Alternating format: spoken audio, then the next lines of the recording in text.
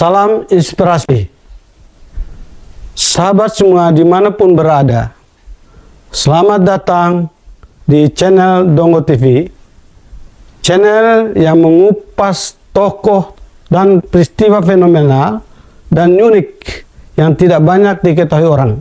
Assalamualaikum warahmatullahi wabarakatuh. Kami berada di kawasan industri terbesar di Asia Tenggara bersama dengan tokoh fenomenal dan unik Dr. Haji Salahuddin Ghaffar SH.MH. Beliau bukan saja lawyer tapi juga dosen dan di kalangan orang Bima dikenal sebagai Al-Ustadz Al-Mukarram yang cukup memberikan inspirasi dengan pesan-pesan spiritualnya sebagaimana yang tergambar di buku ini. Assalamualaikum Pak Kiai. Waalaikumsalam warahmatullahi wabarakatuh. Ini sih bukan lawyer ini, tetapi Kiai. Oke Pak Kiai, kami dapat informasi Pak Kiai bukan saja sebagai lawyer, tapi juga dosen. Samping itu, Pak Kiai ini adalah orang yang cukup dikenal juga di dunia sebagai tokoh spiritual. Barangkali sedikit bisa diceritakan Pak Kiai mengenai profil Pak Kiai sedikit lebih kenal oleh pemirsa. Ya, terima kasih nih. Bismillahirrahmanirrahim. Assalamualaikum warahmatullahi wabarakatuh. Waalaikumsalam. Salam inspirasi teman-teman dimanapun berada. Kalau kita bicara perjalanan karir seorang pasti berbeda-beda. Saya juga datang dari paling ujung timur Indonesia, dari Bima, yang salah satu yang mencoba mencari keberuntungan di ibu kota gitu ya. Nah, memang agak panjang, tapi saya mulai dari hal yang mungkin tidak lazim bagi orang ya. Jadi saya pernah pertama kali datang ke Jakarta itu pertama saya jadi satpam dulu. Saya jadi satpam dan saya masih ingat waktu itu gajinya 75.000. Nah setelah itu saya sempat juga beralih berhenti dari satpam menjadi turis guide. Jadi kadang-kadang dapat uang 10.000, dapat 20.000. Nah setelah itu kalau dibilang keberuntungan oleh berpihak, saya diajak dulu sama bule untuk ke Cikarang. Kemudian saya masuk memulai pekerjaan sebagai buruh pabrik. Jadi buruh pabrik mulai tahun 94. Kemudian ditekuni dari operator sampai saya menjadi junior manager gitu ya. Jadi menjadi manajer itu saya tekuni selama 20 tahun. Selama 20 tahun. Nah setelah itu kemudian saya memutuskan untuk fokus di karir yang baru, karena selama saya bekerja saya juga sambil kuliah fokus di bidang hukum. Kemudian saya akhirnya sampai S2 juga, terus masih di pabrik. Waktu itu saya kuliah terus sampai kemudian saya menyelesaikan jenjang sampai doktoral S3, dan insya Allah doakan ini mudah-mudahan secara syarat dan ketentuan insya Allah udah terpenuhi, tinggal masa pengabdian barangkali ya. Doakan sebentar lagi mudah-mudahan segera menjadi profesor. Gitu mengenai perjalanan karir awal kita. Lalu keluarga gimana? Anak, istri? Keluarga secara sisilah ini kita memang ada keluarga besar, ada anak, ada istri, ya. Kita memilih untuk menjadi keluarga yang tetap menikmati apa yang Allah kurniakan ini sebagai bentuk bersyukur kita untuk tetap sederhana, mudah-mudahan menjadikan pintu kita untuk meraih akhirat kita yang lebih baik. Itu aja itu. Ya. Oke, bagi saya informasi juga, ternyata bukan Hotman Paris saja yang mempunyai tarif tinggi, tapi KI juga saya dengar sebagai lawyer 3 miliar. Bagaimana ceritanya itu Pak? Ya ini jadi dapat bocoran juga ya gitu. Iya, iya. Jadi sebenarnya kan saya ini kan fokus itu kan pembidangannya kan di bidang ketenagakerjaan. Jadi sampai dari S1 sampai S3 ini jurnal-jurnal internasional pun juga berkaitan dengan masalah pembunuhan. Nah, saya memang melihat tidak terlalu banyak di Indonesia ini, mungkin tidak di Indonesia. Kalau misalnya ahli perburuhan mungkin banyak, tapi tidak spesifik mungkin seperti saya kali ya. Barangkali. Iya. Kenapa saya fokus pada penyelesaian perselisihan hukum industrial. Nah, sebenarnya kalau bicara honor sebesar itu, bagi saya sebenarnya sudah biasa saja sebenarnya. Mengingat cara pandang mahal, murah, besar atau kecil itu kan khusus di profesi kita ini, misalnya abang udah dapat nih tentang sebegitu nilai yang dibayarkan kepada saya. Sebenarnya kecil, karena psikologinya kan begini, kalau kita jadi pengacara pengusaha ini kan fokusnya mereka itu kan bagaimana bisnis itu tidak terganggu kan sebenarnya itu. Misalnya suatu ketika ada saya tangani perkara perusahaan asing, satu pabriknya di Depok mogok, di Sunter satu lagi mogok, di Karawang mogok itu pada hari yang bersamaan, pada saat yang bersamaan. Nah, kalau kalkulasi bisnisnya satu hari itu kan sementara dia melayani perusahaan besar yang harus dilayani, kalau 1 jam hanya mogok itu kan besar sekali dari kerugiannya, apalagi 1 hari. Nah, kalau mereka lihat penaltinya itu misalnya 100 miliar sehari, sebenarnya bayar saya 3 miliar nggak ada artinya sebenarnya. Iya. Jadi memang kecil ya. Tapi kan orang kan ya namanya mungkin dunia lawyer ini kan ya ada juga sih sebenarnya proses branding ya. Kalau orang taunya Bang Hotman Paris udah dibayar waktu itu 1.002 miliar gitu kan, saya udah dibayar 2,5-3 miliar. Iya. Gitu kan. Tapi ya untuk apa? Ya masing-masing punya kepentingan untuk apa publikasinya mengenai villa gitu. Tapi saya pernah dengar juga pernah dibayar 1 hari itu yang 1,2 M. Ya ceritanya begini, jadi tadi kalau menangani pengusaha ini kan perusahaan ya. Tadi sebenarnya psikologinya mereka kalau 1 hari itu mogok, kan gini, kalau ngomongin Salahuddin Ghaffar itu kan sebenarnya kalau di kalangan di kawasan industri, insya Allah ya banyak yang kenal gitu ya. Nah, itu sebenarnya membawa efek psikologis terhadap berapapun sebenarnya yang dibutuhkan, pengusaha itu nggak akan mikir lagi berapa nilainya selama masalah itu bisa terselesaikan. Tapi memang ada ketika masalah itu di suatu perusahaan itu muncul semuanya lumpuh, saya datang selesai sehari, selesai. Jadi bayangkan bisa dibayar 1 hari bisa 1,2 miliar begitu gitu. 1 hari gitu kan. Nah ini bukan soal kita sedang berbicara tentang gaya-gayaan tentang apa yang kita terima dari kerjaan ini.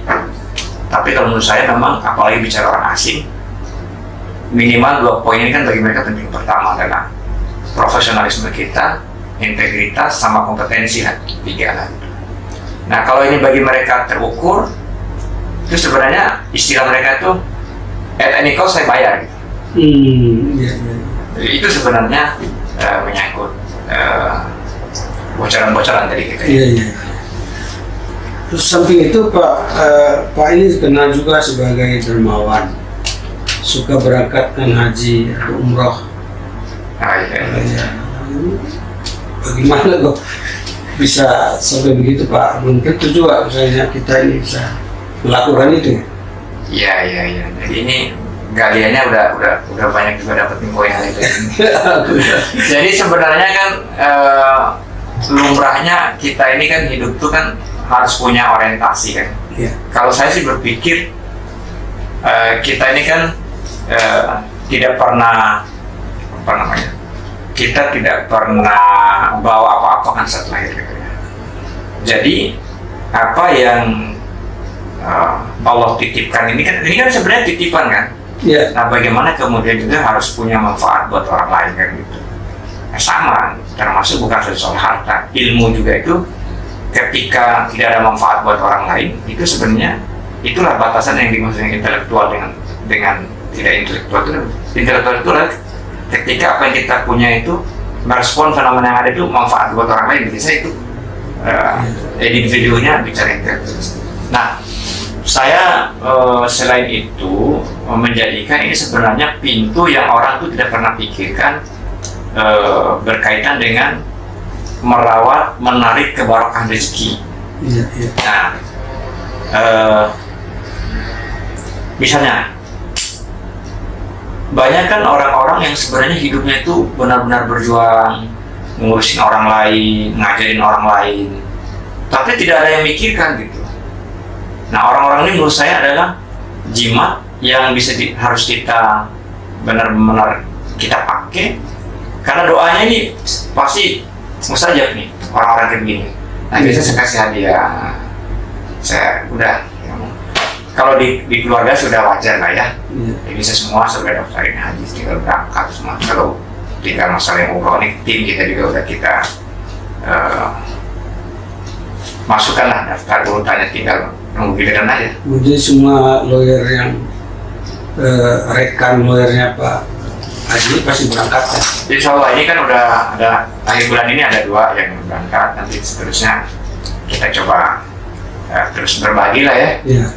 Karena ini biar ada manfaat juga buat orang lain. Jadi bukan saja soal kalau secara sesama muslim kan itu, tapi buat lingkungan juga saya berbagi juga. Jadi kegiatan CSR siapapun yang kita anggap kita perlu bantu ya bantu.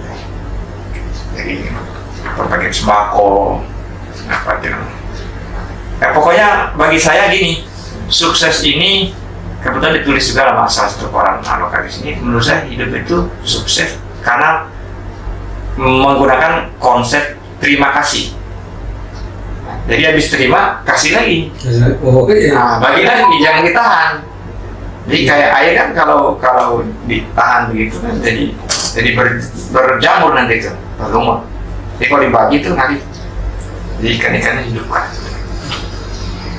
Itulah kira-kira. Terus ini Pak yang menarik buat saya. Ya. Bapak kan syarat dengan kegiatan sebagai lawyer, dosen, tetapi juga Bapak menyisihkan untuk pengajian. Ini bagaimana caranya Bapak memanage waktu Kegiatan dakwah ya? Jadi pemirsa bisa Kegiatan dakwah ya. mengikuti Oke. kegiatan ini. Bagi saya sebenarnya profesi ini pun juga adalah alat untuk berdakwah. Profesi ini sebenarnya alat untuk dakwah. Hasilnya pun dipakai untuk dakwah. Normalnya hidup kita itu kan begini tuh kalau muslim yang normal tuh ya hidupnya ya. Kalau sekarang kan kalau kita lihat hidup seorang itu kantor, rumah, kantor, rumah. Rutinitasnya kan begitu. Nah itu yang saya sebut ini namanya muslim rutinitas. Belum masuk ke dimensi muslim spiritualitas. Nah kalau udah masuk spiritualitas, seharusnya dia rumah, kantor, sholat berjamaah di masjid. 3 ini titik ini itu udah minimal ya. Tambah lagi harusnya apa itu majelis ilmu ya untuk ngaji. Nah karena yang kita punya sekarang itu tidak ada yang akan kita bawa mati.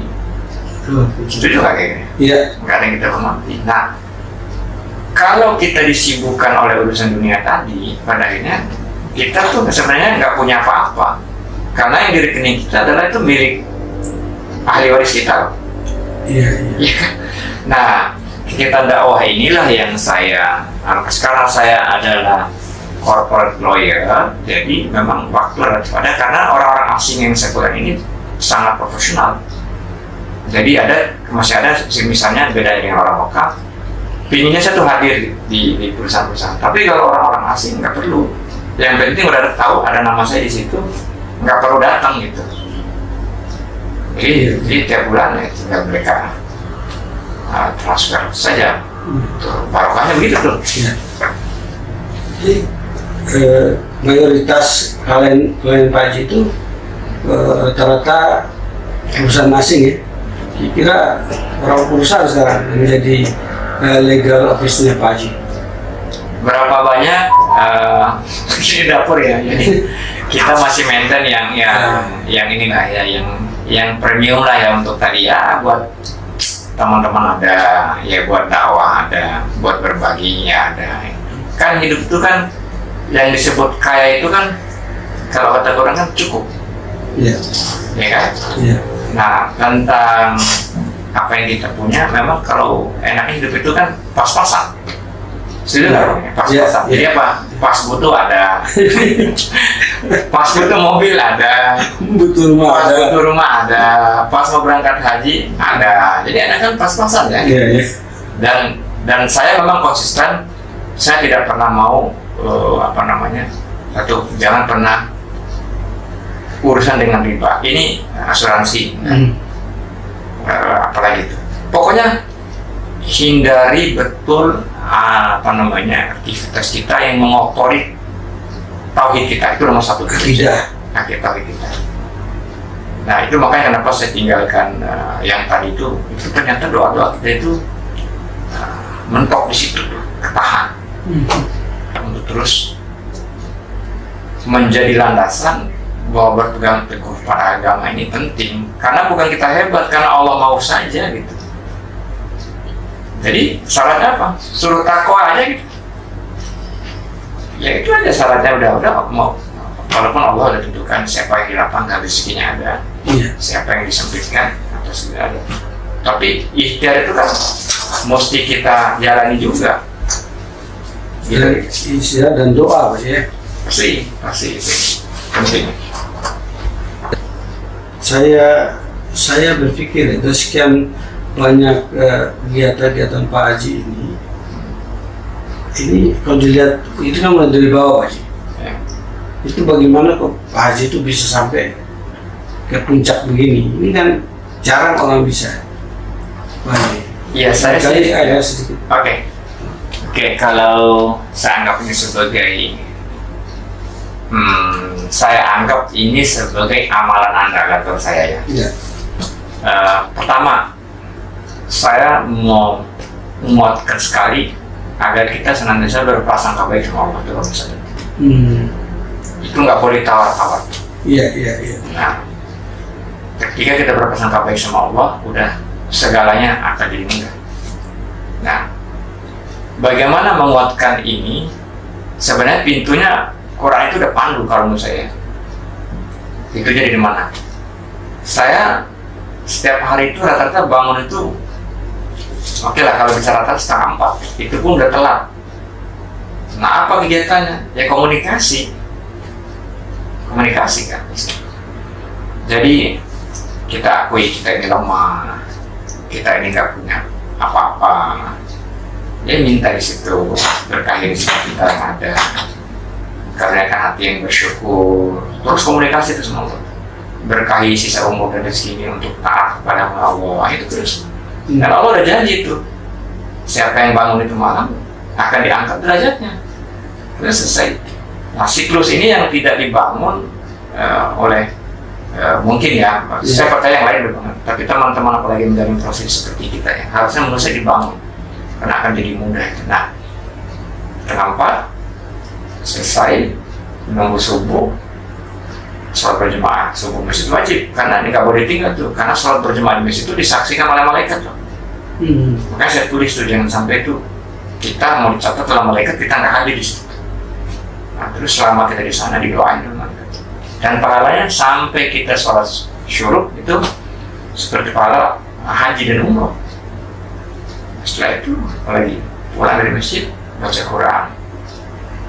Ada yang bisa kita kerjakan yang lain, alhamdulillah baca-baca. Di siklus itu tuh, nah kalau longgar waktu ada waktu-waktu yang khusus, ada waktunya kita memperbaharui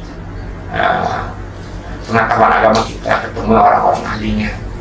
Saya belajar tafsir, kan di bawah ada tulisan-tulisan itu ada. Kita undang guru, kita datangin ini untuk. Nah hasil yang saya dapatin selama ini balik lagi ke situ, karena aku yang Allah yang kasih kata Allah. Pasti aku ganti lagi lebih. Dari sisi apa tuh lebihnya? Ya dari harta, dari karir. Udah itu mah. Benahin itu saja kalau menurut saya. Iya. Gitu. Makanya sekarang saya ada terakhir nih, Bang, kalau ini. Makanya saya punya mimpi yang belum sedang saya mulai ya. Saya berharap nanti ada program ini. Bagaimana ini mungkin pertama di dunia mungkin ya. Iya. Ada lawyer penghafal Quran. Iya. Nah, makanya saya tanya ke teman-teman lawyernya, apalagi yang muda-muda ini, gimana nih? Saya termasuk sudah dapat sertifikasi Fatihahnya udah ada bersanad gitu. Jadi kita punya bahan sertifikasi yang lain, tapi bacaan Fatihah kita aja belum dibenerin. Nah, itu contohnya. Nah, saya bikin nanti ada pesantren dari hasil ini. Nanti lawyer-lawyer nanti jadi santri di sana. Kita undang guru-guru yang kompeten, kita belajar tafsir, kita muhasabah diri kita. Selama ini kita dapat rezeki, kesan orang bahwa lawyer itu kita dapat rezeki hidup mewah-mewah, ke luar negeri, dapat ganti-ganti mobil, gonta-ganti, bahkan ada juga yang gonta-ganti yang lain ya. Iya.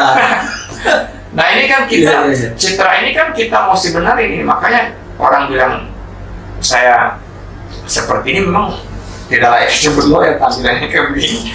Saya sidang ke pengadilan, hakim juga bingung lihat saya ini. Orang nyasar kesini siapa ini gitu kan. Ngerjengotan. Iya itu ya. Tapi mereka ini senang juga, karena saya ingatkan juga. Hakim-hakim juga saya dakwahin. Karena waktunya sholat, mereka harus sholat. Ada juga udah lewat waktunya nggak sholat. Dan ternyata mereka senang. Nah inilah mungkin sisi yang saya pilih di tengah stigma buruk orang. Ternyata kita juga bisa berbuat lebih banyak, bukan saja buat lingkungan. Saya juga mikirnya harus bicara NKRI, bagaimana anak bangsa ini juga kan tidak boleh merasa paling hebat sendiri. Ini saya akui juga dengan potensi yang kita punya, kita ingatin walaupun di lingkungan yang kecil. Menurut saya kalau banyak yang mikir kayak gini, Indonesia ini aman harusnya. Jadi saya memaknai betul ketika kita ngaku umat Muhammad SAW, makna rahmatan lil alamin itu harus benar-benar dimaknai, dipahami untuk semua orang. Jadi harus dilihat dulu sisi manusianya gitu, kelebihan akidahnya masing-masing itu soal masing-masing. Iya. Hubungan dengan ke atas sudah harus masing-masing. Alhamdulillah. Iya. Alhamdulillah. Betul. Tapi perlu kita ingatkan kita. Terus saya dengar ini saya mau perjelas tadi.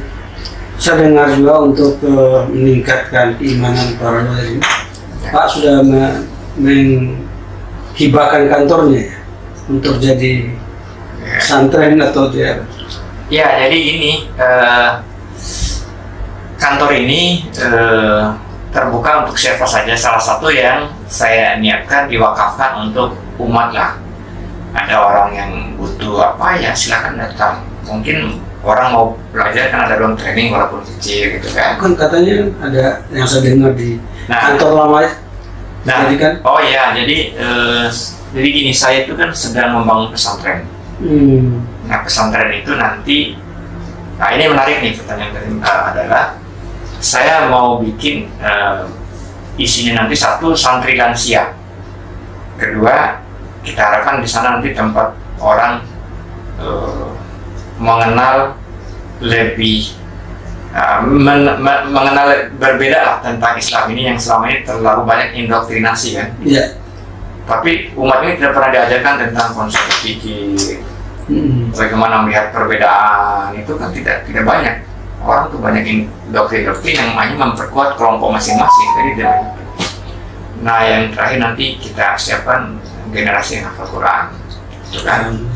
Nah yang lansia ini yang menarik, coba bayangin karena orang itu hidupnya 55 tahun, kantor, rumah, kantor, rumah. Begitu 56 tahun, dia kaget bahwa dikasih tahu perusahaannya besok tahun depan Anda pensiun. Nah ini ada masa namanya program di perusahaan itu, masa persiapan pensiun, MPP. Nah orang udah mau pensiun diajarin apa lagi? Ternak bebek, ternak lele, ternak kambing. Kapan dia mikirin akhiratnya? Iya. Nah di sana nanti pesantren sini silakan nanti Bang Haji juga bisa datang jika minat untuk muhasabah diri. Ternyata selama ini kalau kita hitung umur kita lebih banyak untuk maksiat daripada untuk taat. Itu yang saya harapkan nanti, supaya orang itu tidak menghalalkan segala macam cara kalau di profesi kita. Harapannya kira-kira begitu. Jadi supaya kita kembali kepada sunnahnya manusia itu kan, kan semua kan mati kita kan. Nah, sudah divonis sebenarnya, tinggal tunggu antri. Nah, menunggu antrian itu Allah Subhanahu Wa Taala dan mengingatkan itu, ya ayyuhalladzina amanu taqullaha wal tanzur nafsum ma qaddamat lighadin wattaqullaha innallaha khabirum bima ta'malun. Jadi kita itu agar mempersiapkan diri kita apa yang telah kita perbuat untuk hari esok. Lighadin. Jadi beberapa tafsir yang saya belajar dari guru-guru ini, jadi lighadin itu mengatakan ini menunjuk kepada hari akhirat kita. Jadi kita harus persiapkan ini. Nah itu yang sekarang saya lebih banyak melihat, ternyata kubur tuh gelap sendirian, berat nanti pada mahsyar. Gimana nanti kalau kita kepleset di bawah itu kan ada neraka. Gimana kalau Bang Haji itu sedikit aja kita kepleset disiram, jadi waktu dan neraka, dan susah kita bayangkan. Di kuburnya kita sendiri. Nah, yang menerangi kubur kita, lapangkan kubur kita, amal-amal kita. Sudah berakhir kayak gini, tadi berbagi, doa yang soleh, mengingatkan teman-teman kita yang salah, amal jariah. Jadi muslim itu enak, jadi nggak perlu tersinggung kalau ada yang ngingatin. Nah itulah muslim satu adalah cermin bagi muslim yang lain. Enak banget. Kira-kira gitu lah ya, jadi spirit. Terima kasih. Itulah tadi wawancara khusus kami dengan Dr. Salahuddin Ghaffar. Kita akhirnya mendapat gambaran bahwa memang beliau betul-betul fenomenal dan unik. Dengan demikian, terima kasih Tuan Guru. Ya, semoga lebih berkah lagi, lebih sukses lagi. Salam buat keluarga. Assalamualaikum warahmatullahi wabarakatuh. Demikian wawancara khusus kami dengan salah satu tokoh unik dan fenomenal kali ini. Tokoh yang satu ini memang unik dan fenomenal karena profesinya lawyer, tapi tampilan kiai. Disebut fenomenal karena tampilan sederhana, tapi ternyata masuk dalam daftar lawyer papan atas dengan honor fantastis.